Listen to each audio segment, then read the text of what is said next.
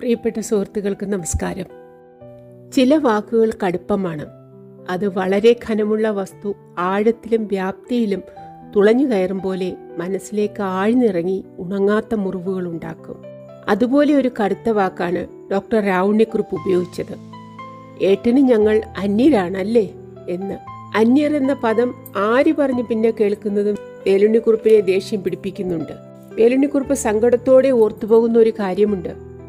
മൂത്തവരുടെ സ്നേഹവും വേണ്ടുകയും എത്രയായാലും ഇളയവർക്കൊരിക്കലും പൂർണ്ണതോതിൽ മനസ്സിലാകുകയില്ല എന്നത്. എത്ര സത്യസന്ധമായ കാര്യം! കാലം എന്നോ തെളിയിച്ചതാണത്.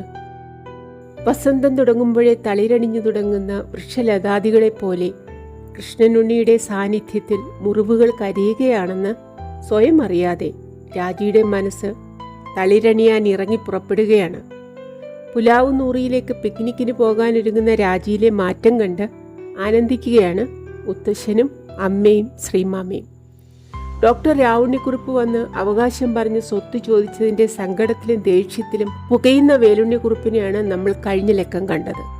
കുറുപ്പിന് ശ്രീധരനും സുഖവും ഭദ്രയും മക്കളും വിശാലാക്ഷമ്മ ഭാര്യയുമായതെങ്ങനെയെന്നും കഴിഞ്ഞ അധ്യായത്തിൽ നമ്മൾ കണ്ടു. ബാക്കി വായിക്കാം. 3-ാം ഖണ്ഡം 2-ാം അധ്യായം. ഞാനും ഇന്ന് മേശപ്പുറത്ത് തന്നെ ആവാം, വേലുണ്ണിക്കുറുപ്പ് ശാഠ്യം പിടിക്കുന്ന സ്വരത്തിൽ പറഞ്ഞു. ശ്രീധരനുണ്ടല്ലോ. കൊച്ചച്ചൻ വെറുതെ അങ്ങോട്ട് എണീറ്റ് നടക്കണത് എന്തിനാ? ഇവിടെ പോരെ, എനിക്കിപ്പോ അത്ര വയ്യായികയൊന്നുമില്ല, അവിടെ മതി. ശരി.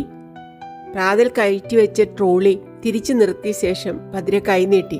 എന്നാൽ കൊച്ചച്ചൻ എണീക്കൂ. പിടിക്കൊന്നും വേണ്ട, നീ നടന്നോ. കിടക്കയിൽ കയ്യൂന്നി വലിയ പ്രയാസം കൂടാതെ എണീറ്റു. ഒരു ഉണർവും ഉത്സാഹവുമൊക്കെ തോന്നുന്നു, ക്ഷീണം തോന്നുന്നുമില്ല. നടന്നു. പിടിക്കാൻ കൈനീട്ടിയപ്പോൾ ഭദ്രയെ തടഞ്ഞു. വേണ്ട, തനിച്ച് നടന്നോളാം. 1 മാസം മുൻപ് വരെയും അതാണല്ലോ പതിവ്. വീട്ടിനകത്തൊക്കെ ഒറ്റയ്ക്ക് തന്നെ നടന്നെത്തും. വൈകുന്നേരം മുറ്റത്തേക്ക് ഇറങ്ങുമ്പോൾ മാത്രം ഭദ്ര ഒപ്പം നിൽക്കും. ചിലപ്പോൾ ഒരു ആവശ്യവുമില്ലാതെ പിടിക്കും. ദേഷ്യം തോന്നും. ഞാനെന്താ വയസ്സ് തികയാത്ത കുട്ടിയോ മറ്റോ ആണോ? ഇപ്പോൾ ദേഷ്യപ്പെട്ടിട്ടും കാര്യമില്ല. 2 ദിവസം പനിച്ചു എന്നതാണ് കാരണം. എന്ത് ചെയ്താലും പറഞ്ഞാലും അവൾ ഒപ്പം നിന്ന് താങ്ങിപ്പിടിക്കും. സ്നേഹം കൊണ്ടാണെന്ന് ആലോചിക്കുമ്പോൾ എങ്ങനെയാണ് ദേഷ്യപ്പെടുക? പതുക്കെ പതുക്കെ നടന്ന് ഊൺമേശയ്ക്ക് അടുത്തെത്തിയപ്പോൾ ശ്രീധരൻ എണീറ്റ് താങ്ങിപ്പിടിച്ച് കസേരയിലിരുത്തി. എണീക്കാനല്ല, എണീറ്റാൽ ഇരിക്കാനാണ് പ്രയാസം. ഇടുപ്പിലൊരു വേദന. നീ കഴിച്ചില്ലേ? ഇല്ല, ഇപ്പോൾ വന്നിരുന്നതേ ഉള്ളൂ. ഇഡലി ഇപ്പൊ വെച്ചതേ ഉള്ളൂ. ഉന്തുമേശപ്പുറത്തു നിന്നും പ്രാതലെടുത്ത് ഊൺമേശമേൽ വെക്കുന്ന ഭദ്ര പറഞ്ഞു. ശ്രീചേട്ടന് ചുടുചുടാന്ന് വേണമല്ലോ. കുറുപ്പ് പിഞ്ഞാണം അരികിലേക്ക് നീക്കി വെച്ചു. വെണ്ണ പുരട്ടാത്ത നനുത്ത ഒരു കീറ് റൊട്ടി, പകുതി ആപ്പിൾ പുഴുങ്ങിയത്, 1 ഗ്ലാസ് സ്കിം മിൽക്ക്. എന്നും ഇത് തന്നെ. ഡോക്ടറുടെ നിർദ്ദേശപ്രകാരമാണ്. ചൂടാറും മുമ്പ് കഴിച്ചോളൂ. ഭദ്ര ചില്ലുകോപ്പയിലുള്ള ആപ്പിൾ അടുത്തേക്ക് നീക്കി വെച്ച് തന്നെ സ്പൂൺ എടുത്ത് നീട്ടി. ഞാൻ ശ്രീചേട്ടന് ഇഡലി ആയോ എന്ന് നോക്കട്ടെ. സ്പൂൺ കൊണ്ട് ആപ്പിളിന്റെ ഒരു തുണ്ടം കോരിയെടുത്ത് വായിലിട്ട് അണപ്പല്ലുകൊണ്ട് ചവച്ചു. ഒരു സ്വാദുമില്ല. ജീവൻ ഉള്ളിൽ കിടക്കാൻ വേണ്ടി ഭക്ഷിക്കുന്നു. സ്വാദറിഞ്ഞുണ്ട കാലം എന്നേ പോയി. നീ ജുബിലിക്കാണല്ലേ? അതെ. ഓംലെറ്റ് ഭക്ഷിച്ചുകൊണ്ടിരുന്ന ശ്രീധരൻ കത്തിയും മുള്ളും പ്ലേറ്റിൽ വെച്ചു. അവിടെ കുഴപ്പമുണ്ടാവോന്നൊരു സംശയം. യൂണിയൻ കുഴപ്പമാണോ? അല്ല, അതൊരു വഴിക്കുണ്ട്.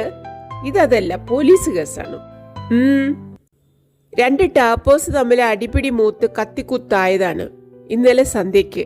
രാത്രിയാണ് എനിക്ക് ടെലിഫോൺ വന്നത്. മരിച്ചോ ആരെങ്കിലും? ഇല്ല, അത്ര സാരായിട്ടില്ല. എന്നാൽ പിന്നെ മാനേജർ തീർത്താൽ തീരില്ലേ? നീ ഓടി വരണോ? അയാൾ വിചാരിച്ചാൽ പറ്റില്ല. അയാളെ മാറ്റണോന്ന് തന്നെ വിചാരിക്കുകയാണ്. ഈയിടെയായിട്ട് വളരെ മോശം. ആരാ മാനേജര്? പഴയ പിള്ള തന്നെ. പാച്ചു പിള്ളയോ? അതെ. ആരായാലും ശരി, അവനോന്റെ കണ്ണെത്തണം, അല്ലെങ്കിൽ ഒക്കെ കണക്ക് തന്നെയാ. കണ്ണെത്താറുണ്ട്, പക്ഷേ ഇപ്പൊ ഒക്കെ കൂടി എത്തണില്ല. എസ്റ്റേറ്റുകളുടെ ചുമതലയൊക്കെ ഭാസിയാണ് നോക്കണമെന്നാണ് വെപ്പ്. അവന് ഇപ്പൊ അതിലൊന്നും ശ്രദ്ധയില്ല. ആർക്കാനും വേണ്ടി ഓക്കാനിക്കണത് പോലെ ആണ്. ദണ്ഡിച്ചുണ്ടാക്കിയാലേ ചൂടുണ്ടാവൂ.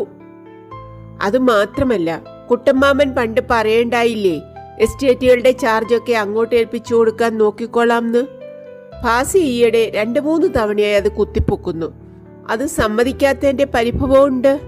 ശങ്കുണ്ണിയോ, അവനെ 100 നാഴിക അകലെ നിർത്തിയാൽ മതി, അടുപ്പിക്കേ വേണ്ട. അതെനിക്കറിയാം, കൊച്ചച്ചൻ പണ്ടേ പറഞ്ഞിട്ടുള്ളതാണല്ലോ. പക്ഷേ ഇങ്ങനെ പോയാൽ വിഷമമാണ്. പണ്ടത്തെ പോലെ അല്ല, ഒരാളെ കൊണ്ട് മാത്രം നോക്കി നടത്താനാവില്ല. വിശ്വസ്തനായിട്ട് ഒരാൾ കൂടി വേണം. ഒറ്റയ്ക്ക് പറ്റാതായാൽ വേണമല്ലോ. പക്ഷെ ആരാ ഉള്ളത്? ഞാൻ സുഖുവിനോടൊന്ന് സൗണ്ട് ചെയ്ത് നോക്കി, അവന്റെ പ്രാക്ടീസ് നിർത്തി ഇങ്ങോട്ട് വരാൻ. അവന് വലിയ സമ്മതമില്ല. സുഖുവോ? അവനിപ്പോഴും കളിക്കുട്ടിയാണ്. നാടകമൊക്കെ ഇപ്പോഴും ഇല്ലേ? അതൊക്കെയുണ്ട്. പക്ഷെ അത് പറഞ്ഞിട്ട് കാര്യമില്ലല്ലോ. വേണ്ടി വന്നാൽ ചുമതല ഏറ്റെടുക്കണ്ടേ? വേണം. ബട്ട് വെയിറ്റ്, സുഖുവിന്റെ കാര്യം മുമ്പേ ആലോചിക്കായികയല്ല. അവൻ ശ്രീധരനൊരു സഹായമാവുമെന്ന് തോന്നിയിട്ടുമുണ്ട്. പക്ഷെ ഇതിനൊന്നും പറ്റിയവനല്ല. അപ്പുനായരുടെ ടൈപ്പാണ്. ജോലിയേക്കാൾ താല്പര്യം നാടകത്തിലും കൂത്തിലുമാണ്. പ്രാക്ടീസ് ചെയ്യുമ്പോൾ അതങ്ങനെ നടന്നോളും. ബിസിനസ്സിൽ വന്നു പെട്ടാൽ പിന്നെ ഒന്നും പറ്റില്ല. വേണ്ട, ഇപ്പോൾ ഏതായാലും വേണ്ട. നീ ഒരു കാര്യം ചെയ്, ഭാസിയെ വിളിച്ച് നല്ലതുപോലെ ഒന്ന് ഉപദേശിക്ക. അതുകൊണ്ടൊന്നും കാര്യമില്ല കൊച്ചച്ച. അല്ലെങ്കിലും എന്തെങ്കിലും പറയാൻ അവനെ ഒന്ന് കണ്ടു കിട്ടണ്ടേ? ഇന്നലെ രാത്രി ഫോൺ ചെയ്തപ്പോൾ ആള് സ്ഥലത്തില്ല. ഇപ്പൊ സദാസമയവും ആ ഹോക്കിന്റെ പിന്നാലെയാണ്. ഏത് ഹോക്ക്? ഇന്നാളിവിടെ വന്നില്ലേ, ദാത്തോത്മാന്റെ കൂടെ? ഓ, അയാളോ? പേരൊന്നും എനിക്ക് ഓർമ്മയില്ല. ഓർമ്മ നിൽക്കാതെ ആയി. അയാള് ഭാസിക്ക് പാർട്ട്ണർഷിപ്പ് കൊടുക്കാമെന്ന് പറഞ്ഞിട്ടുണ്ടത്രേ. പുലാവ് 100 അവന് കിട്ടിയാൽ അതിലാണ് അവനിപ്പോൾ ഇൻട്രസ്റ്റ്. മറുപടി പറഞ്ഞില്ല. പാതി ഭക്ഷിച്ച ആപ്പിൾ നീക്കിവെച്ച് ചിരി തുടച്ചു. പിഞ്ഞാണത്തിൽ കൂമ്പാരം കൂട്ടിയ ഇഡലിയുമായി നാണപ്പൻ കടന്നു വന്നു. പിറകെ ഭദ്രയും. ഇത്തിരി വൈകി. ഭദ്ര 2-3 എണ്ണം എടുത്ത് ശ്രീധരന്റെ പ്ലേറ്റിലിട്ടു. ചൂടോടെ വേണമെന്ന് വെച്ചിട്ടേ. ഇഡലിയിൽ നിന്നുയരുന്ന ആവിയുടെയും പച്ചമുളകരച്ച ചട്നിയുടെയും മണം മൂക്കിലടിച്ചപ്പോൾ നാക്കത്ത് വെള്ളം മുറി. എത്ര കാലമായി ഇഡലി തിന്നിട്ട്, അരിഭക്ഷണം തൊട്ടിട്ട്. അടുക്കളയിലേക്ക് തിരിച്ചു പോകുന്ന നാണപ്പന്റെ നേരെ ഒന്ന് നോക്കി. 5ഉം 6ഉം കഴിക്കാറുള്ളതാണ് നാണപ്പൻ്റെതാണെങ്കിൽ. 7ഉം 8ഉം ആവാം. എത്ര കൊല്ലം! ഇപ്പോൾ ഒന്നും പാടില്ല. സ്വാദുള്ളതൊന്നും അനുഭവിച്ചുകൂടാ. ഇഷ്ടമുള്ളതൊക്കെ വിലക്കപ്പെട്ടിരിക്കുന്നു. പെട്ടെന്നൊരു വാശി തോന്നി. എന്താ സംഭവിക്കുക ഒരെണ്ണം കഴിച്ചാൽ? കുട്ടി, ഒരെണ്ണം എനിക്കും താ. ഇശി കാലായി തിന്നിട്ട്. കൊച്ചച്ചനോ? ഭദ്ര അത്ഭുതപ്പെട്ടു. ഇഡ്ഡലിയോ?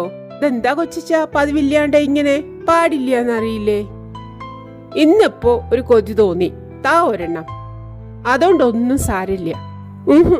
ഡോക്ടറോട് ചോദിക്കാതെ പറ്റില്ല.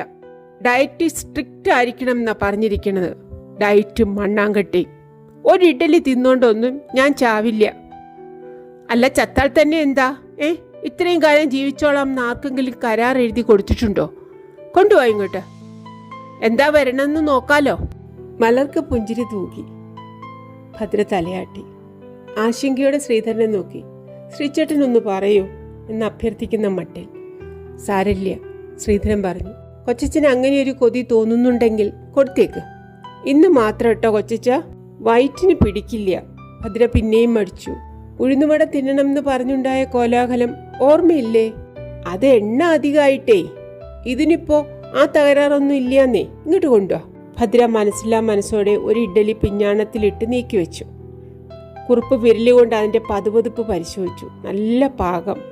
പ്രായമായാലും നാണപ്പന്റെ കൈപുണ്യത്തിനൊരു കുറവും വന്നിട്ടില്ല. ചട്നി കൊണ്ടാ? ചട്നി ഏതായാലും വേണ്ട കൊച്ചച്ച, എരിവ് ജാസ്തിയുണ്ട്. കൊച്ചച്ചന് പിടിക്കില്ല. ഇങ്ങോട്ട് കൊണ്ടുവരാനാ നിന്നോട് പറഞ്ഞത്. ഒച്ച അറിയാതെ തന്നെ ഉയർന്നു. നീ ഇപ്പൊ എന്നെ അത്ര ഭരിക്കൊന്നും വേണ്ട. ഞാൻ ചത്താലും നീ കഷ്ടപ്പെടില്ല. പിന്നെന്താ? ഭദ്രയുടെ മുഖം പെട്ടെന്ന് വാടി. അത് കണ്ടപ്പോൾ ഉള്ളിൽ കുസൃതി ചിരി പൊട്ടി. ഇടയ്ക്കൊക്കെ അങ്ങനെ ഓരോന്ന് പറഞ്ഞ് നുള്ളി നോവിച്ചാലേ അവൾ അടങ്ങൂ. ഭദ്ര ചട്നി വിളമ്പി ഒന്നും മിണ്ടാതെ അടുക്കളയിലേക്ക് പോയി. ശ്രീധരൻ അവൾ പോയ വഴിക്ക് അസ്വസ്ഥതയോടെ കണ്ണയച്ചു. നീ പരിഭ്രമിക്കൊന്നും വേണ്ട. കുറുപ്പ് ചിരിച്ചു. ഇതൊക്കെ ഇവിടെ ദിവസവും നടക്കണതാ. ഇതൊരു നേരം പോക്ക, എനിക്കും അവൾക്കും. എന്നാലും അവളുടെ മനസ്സിപ്പോ ഇത്തിരി തകടം പറഞ്ഞ സമയമാണല്ലോ. കൊച്ചച്ചൻ ഇങ്ങനെയൊക്കെ പറയുമ്പോൾ തമാശയായിട്ടാണെങ്കിലും അവൾക്ക് വിഷമം തോന്നും. ഇത്തിരി നേരത്തേക്കേ ഉണ്ടാവുള്ളൂ. എന്നാലും ഏയ് തമാശയാന്ന് അവൾക്കറിയാം. അങ്ങനെ പറഞ്ഞുവെങ്കിലും പറഞ്ഞതിൽ മുഴുവനേ വിശ്വാസം തോന്നിയില്ല. ശ്രീധരൻ ചൂണ്ടിക്കാണിച്ചത് കാര്യമാണ്. അവൾക്ക് വിഷമം തോന്നും. അങ്ങനെ പറയാൻ പാടില്ലായിരുന്നു. ഞാൻ ചത്താലും നീ കഷ്ടപ്പെടില്ല. അവൾക്ക് വല്ലാതെ ഉള്ളിൽ തട്ടിയിരിക്കും. അല്ലെങ്കിൽ ഇങ്ങനെ മിണ്ടാതെ അപ്പുറത്തേക്ക് പോവില്ല. അവിടെ ചെന്ന് നിന്ന് കണ്ണു തുടക്കിയാവും. പാവം, തൻ്റെ പാകം നോക്കാനായിട്ടേ ജീവിക്കുകയാണ്. എത്ര കൊല്ലമായി, ഇനിയും എത്ര കൊല്ലം വേണ്ടി വരുമോ ആവോ. അതും താൻ അവളോട് ചെയ്ത കടുങ്കൈ ആലോചിക്കുമ്പോൾ അവൾ തിരിഞ്ഞു നോക്കാനേ പാടില്ലാത്തതാണ്. അവളുടെ ജീവിതം നശിപ്പിച്ചു തൻ്റെ സ്വാർത്ഥത. ഗംഗാധരനൊന്ന് നേരെയായി കാണാൻ വേണ്ടി അവളുടെ ജീവിതം തുലച്ചു.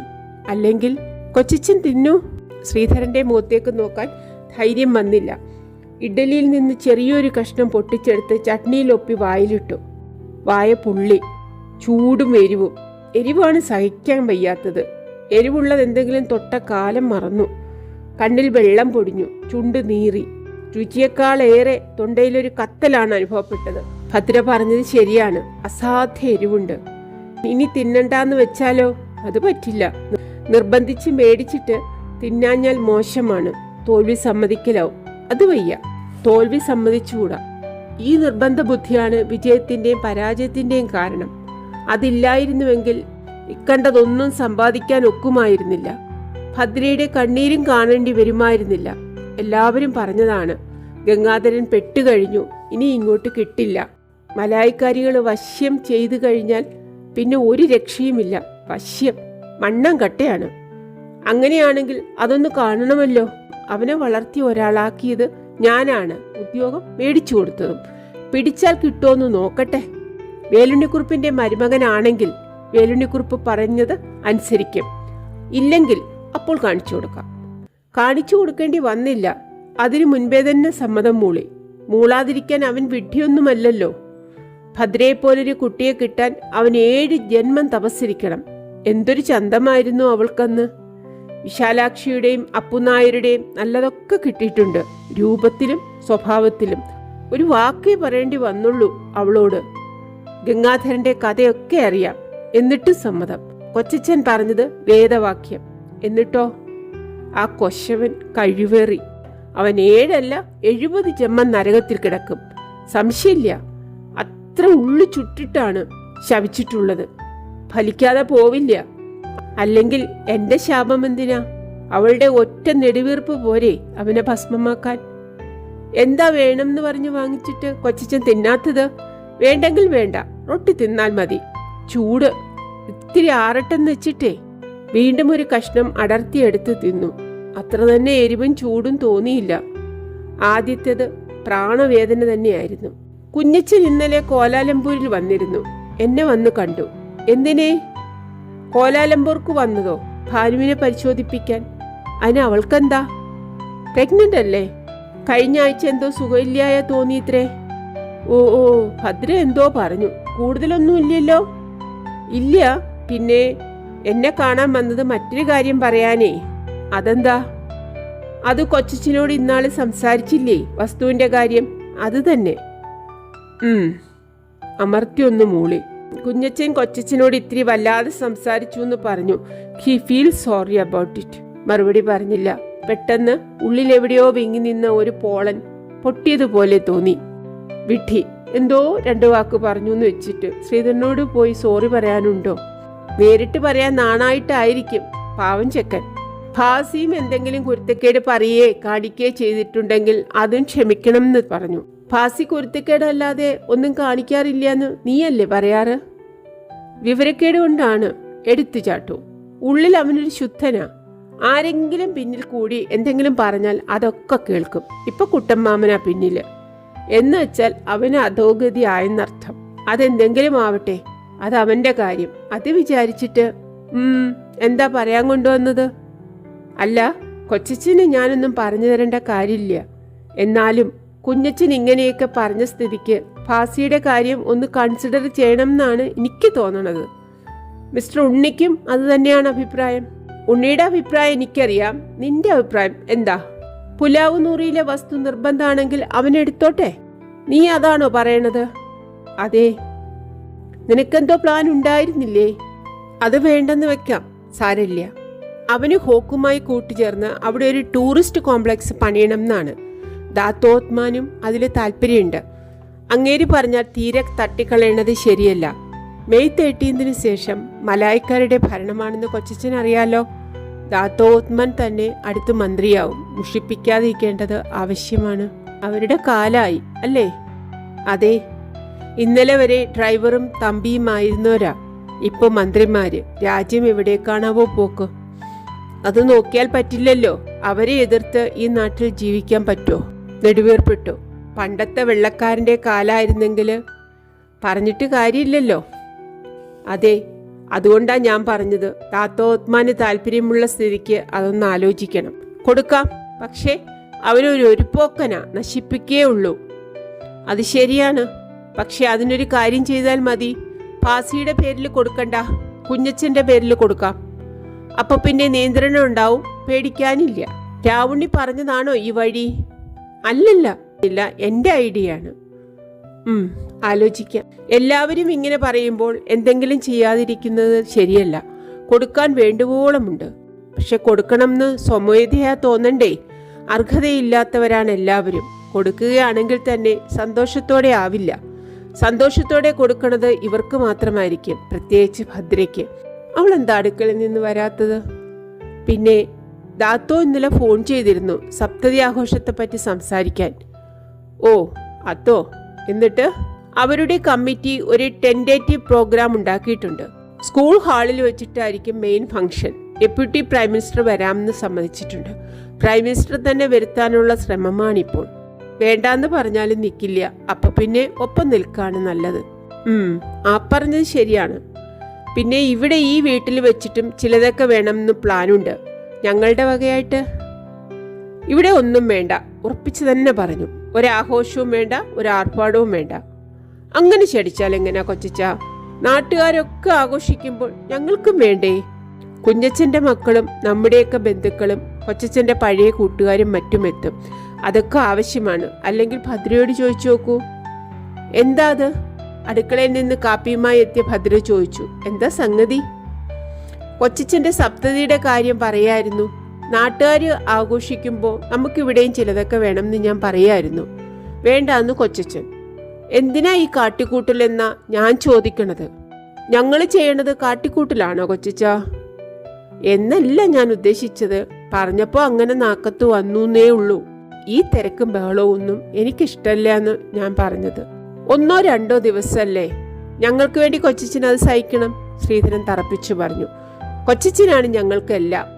ഞാനും സുഖവും ഭദ്രയും മാത്രമല്ല, കുഞ്ഞച്ചനും കുടുംബവും കുട്ടികളും കുട്ടികളുടെ കുട്ടികളും ഒക്കെ നല്ല നിലയിലിരിക്കണത് കൊച്ചച്ചൻ ഒരാൾ കാരണമാണെന്ന് ഞങ്ങൾക്ക് എല്ലാവർക്കും അറിയാം. പൂർണ്ണ ബോധ്യമുണ്ട്. പകരം ഞങ്ങൾക്കൊന്നും ചെയ്യാൻ സാധിച്ചിട്ടില്ല, സാധിക്കുകയില്ല. അപ്പോൾ പിന്നെ ഞങ്ങൾക്കുള്ള സ്നേഹവും ബഹുമാനവും കാണിക്കാൻ ഇങ്ങനെയെങ്കിലും ഒരു അവസരം കിട്ടുമ്പോൾ അത് വേണ്ടാന്ന് പറഞ്ഞാൽ സങ്കടമാണ്. അത് ഞങ്ങൾ സമ്മതിക്കില്ല. ശ്രീചേട്ടൻ പറഞ്ഞത് ശരിയാണ് കൊച്ചിച്ച. വേണം, ആഘോഷിക്കണം. കാണിച്ചിട്ട് വേണോ നിങ്ങളുടെ സ്നേഹം എനിക്ക് മനസ്സിലാവാൻ? ആ അർത്ഥത്തിലല്ല കൊച്ചിച്ച. കൊച്ചച്ചൻ്റെ സപ്തതി ആഘോഷിക്കുന്നത് ഞങ്ങൾക്കൊരു സന്തോഷമാണ്. ദൈവം സഹായിച്ചിട്ട് ഇപ്പോൾ അതിനുള്ള കഴിവുണ്ട്. എന്നിട്ട് ചെയ്യാതിരുന്നാൽ അത് ശരിയല്ല. കൊച്ചച്ചൻ തടസ്സമൊന്നും പറയരുത്. ഇത്തവണ ഞങ്ങളുടെ ഇഷ്ടത്തിന് വിട്ടുതരണം. മറുപടി പറയാതെ മൂക്കിന് നേരെ നോക്കിക്കൊണ്ടിരുന്നു. ശ്രീധരന്റെയും ഭദ്രയുടെയും നോട്ടം ഒഴിവാക്കിക്കൊണ്ട്. കുട്ടികൾ രണ്ടുപേരും ഇത്രത്തോളം പറയുമ്പോൾ തടസ്സം പറയാൻ മനസ്സ് വരുന്നില്ല.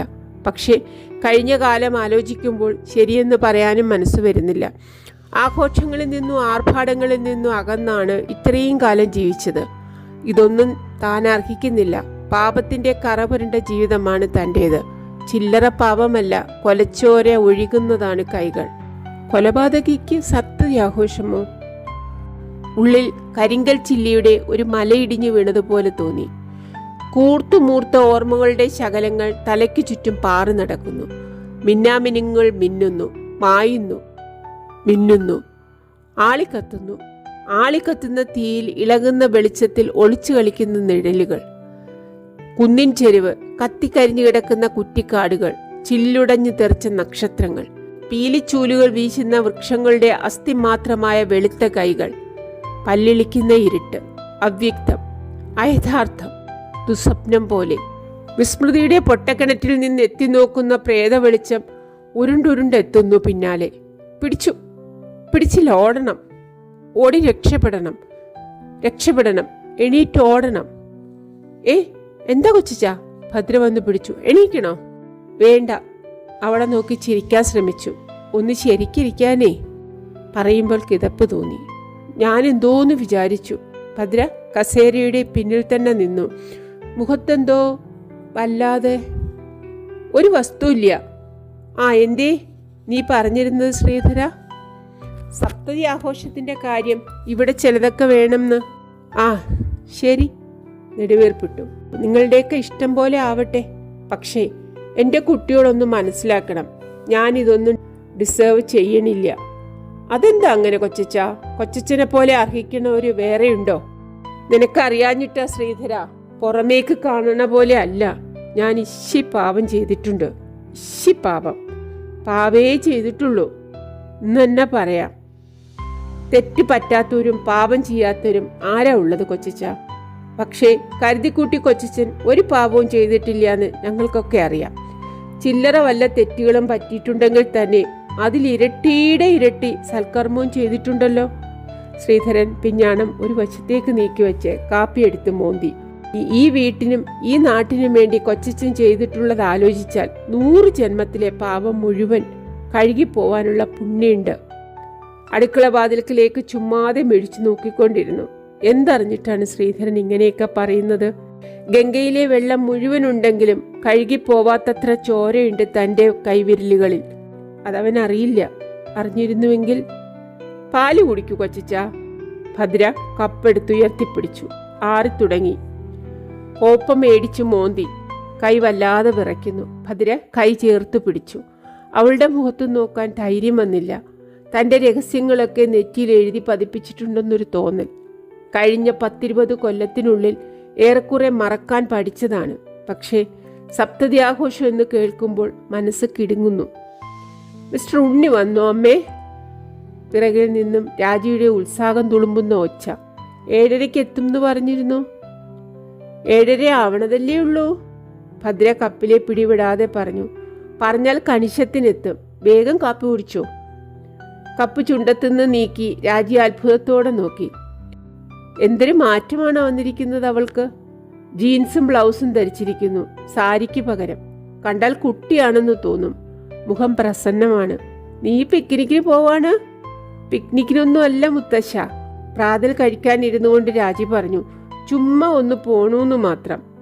പുലാവ് നൂറിയിലേക്കാണ്. പിന്നെ ആരൊക്കെയുണ്ട്? കൈ കഴുകാനെണീറ്റ് ശ്രീധരൻ ചോദിച്ചു. എങ്ങനെയാ പോണത്?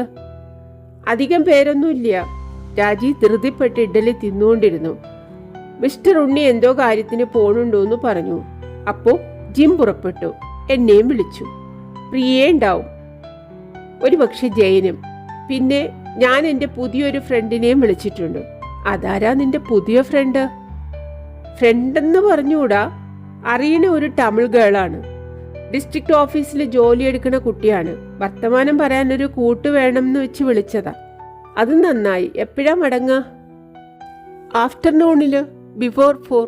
അങ്ങനെ വാരി തിന്നണ്ട കുട്ടി. ഭദ്ര മകളെ സ്നേഹത്തോടെ ശാസിച്ചു. പതുക്കെ മതി. മിസ്റ്റർ ഉണ്ണി വന്നാൽ 5 മിനിറ്റൊക്കെ കാത്തു നിൽക്കും. അതല്ല, ബോട്ട് തെറ്റിയാൽ കുഴപ്പമാണ്. അധികം വെയിലൊന്നും കൊള്ളണ്ടാട്ടോ. നിനക്കിതൊന്നും ശീലല്ലേ. വല്ല കേടും പിടിക്കും. കടലിൽ നീന്താനൊന്നും ഭാവമില്ലല്ലോ. അത് നെക്സ്റ്റ് ടൈം. ഹോൾഡൊന്നും പിടിക്കില്ല. ഇതൊന്നും സാരമില്ലമ്മേ. ഔട്ട്ഡോർ ഷൂട്ടിങ്ങിന് ചിലപ്പോൾ തീ പെയ്യണ വെയിലത്ത് നിന്ന് പൊരിയേണ്ടി വരും. പുറത്ത് ജീപ്പ് വന്ന് നിൽക്കുന്ന ഒച്ച. ഓ, മിസ്റ്റർ ഉണ്ണി എത്തി. രാജി പിഞ്ഞാണത്തിലുള്ളത് ഒറ്റ വാരലിനകത്താക്കി. കാപ്പിയെടുത്ത് മോന്തി. എൻ്റെ ബാസ്ക്കറ്റ് റെഡിയല്ലേ? അതെ. ഭദ്ര അടുക്കള വാതിൽക്കലേക്ക് നടന്നു. രുക്മിണി കൊണ്ടുത്തരും. നീ ഒന്ന് പിടയാതിരിക്കെ. വേലുണ്ണിക്കുറുപ്പ് രാജ്യത്തിനെ ശ്രദ്ധിച്ചു നോക്കിക്കൊണ്ട് മിണ്ടാതെയിരുന്നു. ഉള്ളിൽ സന്തോഷവും സംതൃപ്തിയും. അവൾക്ക് മാറ്റം വന്നിരിക്കുന്നു. നല്ലോണം പഴയ മട്ടായി തുടങ്ങിയിരിക്കുന്നു. വന്ന കാലത്ത് അധികം സംസാരിക്കില്ല.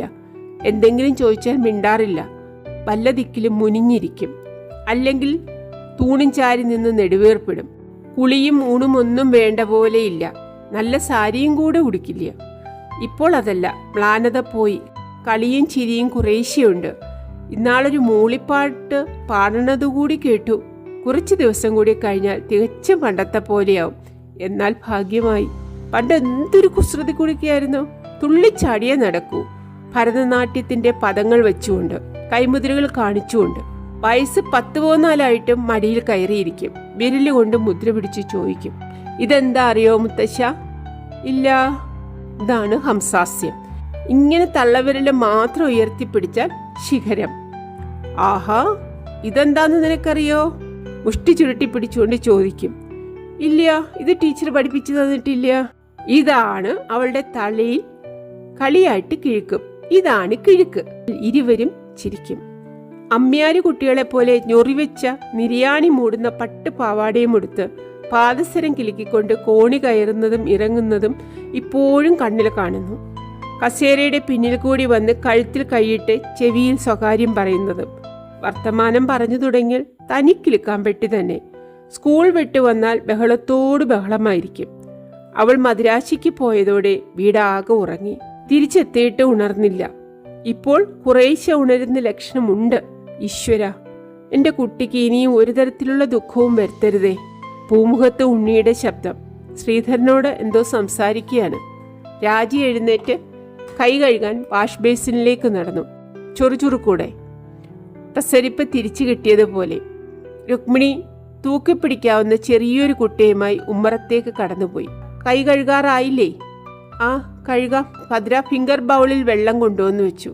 അതിൽ കൈ കഴുകി തുടച്ചു. അവൾ ടവൽ കൊണ്ട് കൈയും മുഖവും തുടച്ചു തന്നു. ശരിക്കും ഒരു നേഴ്സ് തന്നെ. രാജി സിറ്റിംഗ് റൂമിലേക്ക് ഓടി.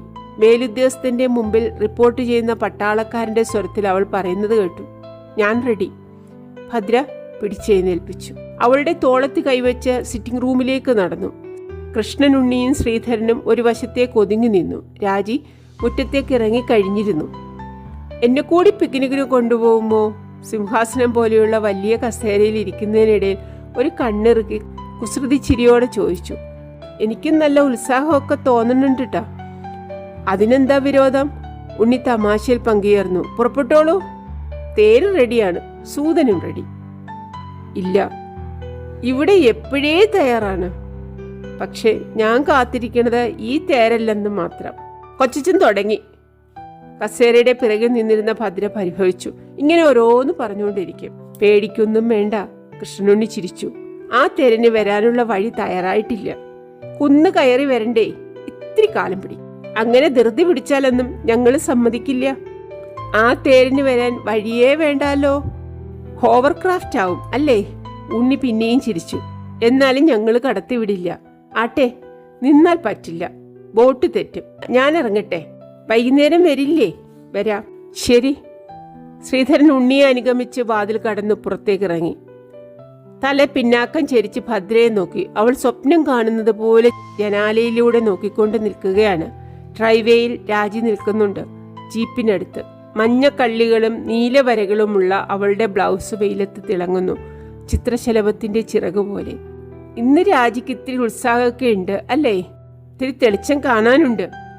ഒക്കെ ശരിയാവും, പരിഭ്രമിക്കണ്ടെന്ന് ഞാൻ നിന്നോട് പറയാറില്ലേ? എല്ലാ ഈശ്വരാനുഗ്രഹം പോലെ വരും. നേരെയാവും. നിന്നെ ദൈവം കൈവിടില്ല. കുറിപ്പ് നെടുവീർപ്പിട്ടു. ഇനി ഒന്നേ ബാക്കിയുള്ളൂ അവളെ സംബന്ധിച്ചിടത്തോളം. അതെന്താ കൊച്ചിച്ച? അതിപ്പോ ഞാൻ പറഞ്ഞിട്ട് വേണോ നിനക്ക് മനസ്സിലാകാൻ? കുറുപ്പ് ഭദ്രയുടെ കരം ഗ്രഹിച്ചു. എല്ലാവരും കൂടി ആലോചിച്ച് അധികം താമസിക്കാതെ വേണ്ടതങ്ങോട്ട് ചെയ്യണം. എന്താ വേണ്ടേ? ഭദ്രയുടെ മുഖം അല്പം മ്ലാനമായോ? വ്യക്തമായി കണ്ടുകൂടാ. അവൾ വെളിച്ചത്തിന് പുറംതിരിഞ്ഞാണ് നിൽക്കുന്നത്. അവൾ എന്തോ പറയാൻ ഭാവിച്ചു വേണ്ടെന്ന് വെച്ചു. എന്താണാവോ? ഞാൻ ശ്രീധരനോടും ഉണ്ണിയോടും പറഞ്ഞിട്ടുണ്ട്. അവർ വേണ്ടത് നോക്കി ചെയ്താൽ അപകടം വരില്ല. പെട്ടെന്നൊന്നും ചെയ്യാതിരിക്കല്ലേ നല്ലത്. അവൾക്ക് അത്ര വലിയ വ്യത്യാസമൊന്നും വന്നിട്ടില്ല. ഇന്ന് കാണുന്നത് കണക്കാക്കണ്ട. പതുക്കെ മതി, പതുക്കെ മതി. പക്ഷേ അധികം വൈകിക്കണ്ട. അവൾക്ക് വ്യത്യാസമൊക്കെ വന്നിട്ടുണ്ട്. ഇനി വേഗം ശരിയായിക്കോളും. എന്നാൽ മതിയായിരുന്നു. ഞാൻ ഇശി വഴിപാട് നേർന്നിട്ടുണ്ട്. ജീപ്പ് സ്റ്റാർട്ട് ചെയ്യുന്ന ഒച്ച കേട്ട് അങ്ങോട്ട് നോക്കി. വിൻസ്ക്രീനിൽ പ്രതിഫലിച്ച ഇളവെയിലിന്റെ ഒരു ചതുരക്കള്ളി ജനാലയിലൂടെ ചാടിക്കടന്നു വന്ന് ചുമരിലൂടെ പാഞ്ഞുപോയി. എന്നാൽ ഇനി ഞാനും ഇറങ്ങാണ്. ഉമ്മർത്ത് നിന്ന് തിരിച്ചെത്തിയ ശ്രീധരൻ പറഞ്ഞു, ഭദ്രേ, പഴനീർ റെഡിയായോ നോക്ക്. ആയിട്ടുണ്ടാവണം. നാണപ്പൻ നായരോട് കാപ്പി കൊടുക്കാൻ പറഞ്ഞിരുന്നു, ഞാൻ നോക്കിയിട്ട് വരാം. ഭദ്ര പോയപ്പോൾ കുറുപ്പ് ശ്രീധരനോട് പറഞ്ഞു, ഞാൻ അവളോട് പറയായിരുന്നു, രാജിക്ക് ഇത്തിരി ദിവസമായിട്ട് കുറച്ച് തെളിച്ചം വെച്ചിട്ടുണ്ട്. എനിക്കത് കാണുമ്പോൾ ഉള്ളൊരു സന്തോഷം പറയണ്ട. കഴിഞ്ഞ ആഴ്ച കണ്ടതിലും ഭേദമായിട്ടുണ്ട്. ഇത്തിരി ഉത്സാഹത്തിലാണെന്ന് ഉണ്ണിയും പറഞ്ഞു. പ്രിയയ്ക്ക് ഡാൻസ് പഠിപ്പിച്ചു കൊടുക്കാൻ തുടങ്ങിയിട്ടുണ്ടത്രേ. ഉവ്വ്, അത് നന്നായി. കുട്ടിയുടെ കൂടെ കൂടുമ്പോൾ കളിയും ചിരിയൊക്കെ ഉണ്ടാവും. അതാണ് ഇതിനൊക്കെ മരുന്ന്. കാട്ടിലേക്ക് ഒരു ട്രിപ്പ് പോണം എന്നാണ് ഇപ്പൊ പറയണത്രേ. ശ്രീധരൻ ചിരിച്ചു. മിസ്റ്റർ ഉണ്ണി വർണ്ണിക്കണത് കേട്ടാൽ കാട് പൂന്തോട്ടാണെന്ന് തോന്നും. പോണെങ്കിൽ പോട്ടെ, അതും ഒരു എക്സ്പീരിയൻസ് ആണേ. എന്തായാലും കഴിഞ്ഞതൊക്കെ ഒന്ന് മറന്നു കിട്ടിയാൽ മതി. എന്നിട്ട് വേണം നന്നായിട്ടൊരാളെ കണ്ടുപിടിച്ച് കല്യാണം കഴിച്ചു കൊടുക്കാൻ. പതുക്കെ നല്ലതുപോലെ ആലോചിച്ചിട്ടാവാൻ കൊച്ചച്ചൻ പറഞ്ഞതൊക്കെ എനിക്ക് ഓർമ്മയുണ്ട്. പക്ഷെ സൂക്ഷിച്ചും ശ്രദ്ധിച്ചും വേണമല്ലോ. തിടുക്കപ്പെട്ട്. ഹേയ്, തിടുക്കപ്പെടണ്ട, പറഞ്ഞൂന്ന് മാത്രം. പിന്നെ ഉണ്ണി എന്നോട് എന്തെങ്കിലും പറഞ്ഞോ? എന്തിനെ പറ്റി? ഞാൻ ഉണ്ണിയെ ഏൽപ്പിച്ച കാര്യം ഒന്നും പറഞ്ഞില്ല. കുറച്ച് പർട്ടിക്കുലേഴ്സും കൂടി കൊടുക്കാനുണ്ട്. 2 ദിവസത്തിനകം കൊടുക്കാം. വൈകിക്കണ്ട. ഇല്ല, പഴയ റെക്കോർഡ്സ് തപ്പിയെടുക്കണം. ക്ലർക്കിനെ ഏൽപ്പിച്ചിട്ടുണ്ട്. ഉണ്ണി വേറൊന്നും പറഞ്ഞില്ലേ? ഇല്ല, വേറെന്ത്? എങ്ങനെയൊക്കെയാ ചെയ്യാൻ പറഞ്ഞേക്കണത് എന്ന്? ഇല്ല. നീ ഒന്നും ചോദിച്ചതും ഇല്ല? ഇല്ല, ഞാൻ എന്തിനാ ചോദിക്കണത്? കൊച്ചച്ചൻ വേണ്ടതുപോലെ ചെയ്യുമെന്ന് എനിക്കറിയാം. സമയം വരുമ്പോൾ പറയുന്നു. ശ്രീധരൻ എന്നും ശ്രീധരൻ തന്നെ. നിറകുടം തുളുമ്പില്ല. ഉള്ളിൽ സന്തോഷം തോന്നി. വേറെ ആരായിരുന്നെങ്കിലും സൂത്രത്തിൽ കണ്ടുപിടിക്കാൻ ശ്രമിച്ചേനെ. പറയണ്ടെങ്കിൽ പറയണ്ട കൊച്ചച്ച. ഇപ്പൊ അറിഞ്ഞിട്ട് എന്തു വേണം? അതല്ല, നിന്റെ അഭിപ്രായം അറിയാലോ. 1/4 ചാരിറ്റിക്ക് നീക്കി വെക്കണം എന്നാ ഉദ്ദേശം. ഒരു ഫൗണ്ടേഷൻ പോലെ. എന്താ? ഫൗണ്ടേഷന്റെ കാര്യം കൊച്ചച്ചൻ മുൻപേ പറഞ്ഞിട്ടുള്ളതാണല്ലോ. ഡ്രാഫ്റ്റ് ചെയ്യാൻ ലോയേഴ്സിനെ ഏൽപ്പിച്ചു കഴിഞ്ഞിട്ടുണ്ട്. പറഞ്ഞിരുന്നു അല്ലേ? ഞാനത് മറന്നു. പഴനി റെഡിയായി. അടുക്കളയിൽ നിന്ന് വന്ന ഭദ്ര പറഞ്ഞു. പോർച്ചിലേക്ക് കൊണ്ടുവരാൻ പറയട്ടെ? ഭദ്ര തിരിച്ചുപോയി. അപ്പോ എന്താ പറഞ്ഞത്? 1/4 ചാരിറ്റിക്ക്, ബാക്കിയുള്ളത് ഭദ്രയ്ക്കും രാജിക്കും എന്നാ വെച്ചേക്കണത്. നീ എന്തു പറയണു? എല്ലാം കൊച്ചച്ചന്റെ ഇഷ്ടം പോലെ. ശ്രീധരന്റെ മുഖത്തേക്ക് സൂക്ഷിച്ചു നോക്കി. അവന് സന്തോഷമാവും എന്നാണ് വിചാരിച്ചത്. പക്ഷെ അതിന്റെ ലക്ഷണം കാണാനില്ല. ആലോചനാമഗ്നനാണ്. അവന്റെ കാര്യം ഒന്നും പറയാത്തത് കൊണ്ടാണോ? അങ്ങനെയല്ല. നിന്റെ അഭിപ്രായം എന്താന്ന് വെച്ചാൽ പറയേ. അതൊക്കെ കൊച്ചച്ചന്റെ ഇഷ്ടമാണ്. എന്നോട് ചോദിക്കാനേ പാടില്ല. നിന്റെ പേരിൽ നിൽക്കണതൊക്കെ നിനക്ക് തന്നെ, സുഗുവിൻ്റെയും. നീ തന്നെ വേണം എല്ലാം കൊണ്ടു നടക്കാൻ. കൊച്ചച്ചൻ പറഞ്ഞാൽ അതുപോലെ. ഉള്ളു തുറന്നുള്ള പറച്ചിലല്ല എന്ന് തോന്നിപ്പോകുന്നു. മുഴുവൻ സമ്മതമായിട്ടുള്ള മൂളലല്ല. എന്തോ ഉണ്ട് അവന്റെ മനസ്സിൽ. മുഖം ഒട്ടും പ്രസന്നമല്ല. എന്താ നിനക്കൊരാലോചന? ശ്രീധരൻ മിണ്ടാതെ അങ്ങനെ തന്നെ നിൽപ്പാണ്. ഇങ്ങോട്ട് പറയേ, എന്താന്ന് വെച്ചാല്? ഒന്നുമില്ല. മറ്റുള്ളവരുടെ കാര്യമൊന്നും കൊച്ചച്ചൻ പറഞ്ഞില്ലല്ലോ. ഉണ്ണി അതിനെപ്പറ്റി സംസാരിച്ചതല്ലേ? പ്രത്യേകിച്ചും ഭാസിയുടെ കാര്യം ഇത്തിരി മുമ്പേ സംസാരിച്ചതല്ലേ? ഓ, അതോ? അത് വേണ്ടെന്നാ ഞാൻ നിശ്ചയിച്ചിരിക്കണത്. അതെന്താ കൊച്ചച്ച? നേരത്തെ സംസാരിച്ചപ്പോൾ എനിക്ക് തോന്നിയത് കൊച്ചച്ചൻ ഏതാണ്ട് സമ്മതിച്ചു എന്നാണല്ലോ. ആലോചിക്കാം എന്നല്ലേ പറഞ്ഞുള്ളൂ. ആലോചിച്ചു. ഒന്നും കൊടുക്കണ്ടെന്ന് തന്നെയാണ് തോന്നണത്. ശ്രീധരൻ മറുപടി പറഞ്ഞില്ല. രാവുണ്ണിക്ക് വേണ്ടതൊക്കെ വേണ്ട കാലത്ത് ഞാൻ ചെയ്തിട്ടുണ്ട്. അവനും ആവശ്യമുള്ളത് തന്നെത്താൻ സമ്പാദിച്ചിട്ടുണ്ട്. അതൊക്കെ മതി. നിശ്ചയിക്കേണ്ടത് കൊച്ചച്ചനാണ്. എന്നാലും കുഞ്ഞച്ചനും മക്കളും അന്യരല്ലല്ലോ. മരുമക്കളും അന്യർ. രാവുണ്ണി ഉപയോഗിച്ച അതേ വാക്ക് കാലിലൂടെ ഉറഞ്ഞു കയറുന്നത് പോലെ തോന്നി. നീ ആരാ? ധർമ്മപുത്രരോ? ഇത്ര നീതി സത്യം നോക്കാൻ? നിനക്ക് ആ സരസ്വതി അറിയില്ല. ചെറ്റ ഉരുമ്പൊട്ടോള്. കൊച്ചച്ചൻ ഒച്ച ഉയർത്തണ്ട. നെഞ്ഞുവേദന വരും. മതി, ഇനിയിപ്പൊ സംസാരിക്കേണ്ട. ഞാൻ പോട്ടെ. ശ്രീധരനെ തുറിച്ചു നോക്കി. ഉള്ളിലെ അരിശം അടയ്ക്കാൽ അടങ്ങുന്നില്ല. ഇവനെന്തിനാ അവരുടെ വക്കാലത്ത് പിടിക്കണത്? അവകാശം ചോദിച്ചു വാങ്ങാൻ വന്ന കുരുത്തം കെട്ടവർക്ക് വേണ്ടി. കൊച്ചച്ചൻ, ഞാൻ പറഞ്ഞത് കണക്കിലെടുക്കണ്ട. ഞാനൊരു അഭിപ്രായം പറഞ്ഞേ ഉള്ളൂ. കൊച്ചച്ചന്റെ ഇഷ്ടം എന്താന്ന് വെച്ചാൽ അത് തന്നെയാണ് ഞങ്ങളുടെയൊക്കെ ഇഷ്ടം. ശ്രീധരന്റെ മുഖം വാടിയിരിക്കുന്നു. പാവം, അവൻ ശുദ്ധത കൊണ്ട് പറഞ്ഞതാണ്. എടുത്തു ചാടിയത് തെറ്റായി. അതിനു മാത്രം അവനൊന്നും പറഞ്ഞില്ലല്ലോ. അതിന് അവനെ അല്ലല്ലോ ദേഷ്യപ്പെട്ടത്. രാവുണ്ണി വന്നതും പറഞ്ഞതും ആലോചിക്കുമ്പോഴേ തനിക്ക് താളം തെറ്റിപ്പോകുന്നു. അല്ലെങ്കിലും ഈയൊരു എളുപ്പം ശുണ്ടി വരുന്നു. ശ്രീധരനായതുകൊണ്ട് സഹിക്കുന്നു. നീ ആരാ? ധർമ്മപുത്രരോ? ചോദിച്ചത് കോപത്തിലാണെങ്കിലും അതിൽ പരമാർത്ഥമുണ്ട്. അവനൊരു ധർമ്മപുത്രർ തന്നെയാണ്. എന്തൊരു ശീലം, എന്തൊരു സ്നേഹം, എന്തൊരു ക്ഷമ! ഇങ്ങനെ ഒരുത്തനെ ഇക്കാലത്ത് കണി കാണാൻ കിട്ടില്ല. ശരി, നീ പൊയ്ക്കോ. സംസാരിക്കുമ്പോൾ ശ്വാസം മുട്ടൽ അനുഭവപ്പെട്ടു. ഞാൻ ഫൈനൽ ഡിസിഷൻ ഒന്നും എടുത്തിട്ടില്ല, ആലോചിക്കും. എന്നാൽ ഞാൻ ഇറങ്ങട്ടെ, ഉച്ചയ്ക്ക് മുമ്പ് മടങ്ങി വരാം. ശരിയെന്ന് തലയാട്ടി ശ്രീധരൻ സെറ്റിയിൽ നിന്ന് ബ്രീഫ് കേസ് എടുത്ത് ഉമ്മറത്തേക്ക് ഇറങ്ങി. ഭദ്ര പിന്നാലെ ചെന്നു. അല്ല, അവളിവിടെ നിൽപ്പുണ്ടായിരുന്നുവോ? പറഞ്ഞതൊക്കെ കേട്ടുകൊണ്ട്? അതാലോചിക്കുമ്പോൾ അല്പ അസ്വസ്ഥത തോന്നി. അവൻ പറഞ്ഞതിനും കാര്യമില്ലായികയില്ല. ഭദ്രയോട് ചോദിച്ചാൽ അവളും അത് തന്നെ പറയും. രാവുണ്ണിക്കും കുട്ടികൾക്കും കൊടുക്കേണ്ടത് കൊടുക്കണം. എല്ലാവർക്കും. സത്യമാലോചിച്ചാൽ എല്ലാവർക്കും കൊടുക്കേണ്ടതാണ്. ചോര ഒന്നല്ലേ? മര്യാദയ്ക്കായിരുന്നുവെങ്കിൽ സന്തോഷത്തോടെ കൊടുത്തേനെ. പക്ഷേ അവകാശം പറയാനും തർക്കിക്കാനും വന്നാൽ ഒരു കാശ് കൊടുക്കില്ല, അത് തീർച്ച. അവരുടെയൊന്നും മുത്തപ്പൻ സമ്പാദിച്ചതല്ല. പെനാങ്കിൽ വന്നിറങ്ങുമ്പോൾ 5 രൂപയാണ് ആകെ കീശയിലുണ്ടായിരുന്നത്. 5 രൂപ. ബാക്കിയൊക്കെ ഈ ഒറ്റ തടി കൊണ്ട് സമ്പാദിച്ചതാണ്. അതിൻ്റെ ദണ്ണം ഇവർക്കാർക്കും അറിയില്ല. ഭദ്ര തിരിച്ചു വന്നു. കയ്യിൽ ന്യൂസ് പേപ്പറുണ്ട്. കൊച്ചിന് വായിച്ചു തരാറായോ? വരട്ടെ. നീ ബ്രേക്ക്ഫാസ്റ്റ് കഴിച്ചില്ലല്ലോ? കഴിച്ചിട്ട് വാ, എന്നിട്ട് മതി. ശരി, ഞാനിപ്പോൾ വരാം. ഭദ്ര പോയപ്പോൾ കാല് നീട്ടിവെച്ചു. സോഫയിൽ ചാരിയിരുന്നു. സുഖം തോന്നിയില്ല. ചെരുപ്പ് നിലത്ത് ഊരിയിട്ട് കാല് മടക്കി ചമ്രം പിടഞ്ഞ് ഒതുങ്ങിക്കൂടിയിരുന്നു. കുറെ കൂടി സുഖം തോന്നി. വെയിലിന് നല്ല തെളിവ്. പക്ഷേ ഉള്ളിൽ ഇരുട്ട് കയറിയതുപോലെ തോന്നുന്നു. ശ്രീധരന്റെ നേരെ എടുത്തു ചാടിയത് ഒരു കരടായി കിടക്കുന്നു. വയറ്റിലും അല്പം അസുഖം. അവസാന തീരുമാനമെടുക്കാൻ കഴിയുന്നില്ല. രാവുണ്ണിയെ വിചാരിക്കുമ്പോൾ എല്ലാവർക്കും കൊടുക്കേണ്ടതാണ്. പക്ഷെ മൂദേവിയെ ഓർക്കുമ്പോൾ തൽക്കാലം ഒന്നും ഓർക്കാതിരിക്കുകയാണ് നല്ലത്.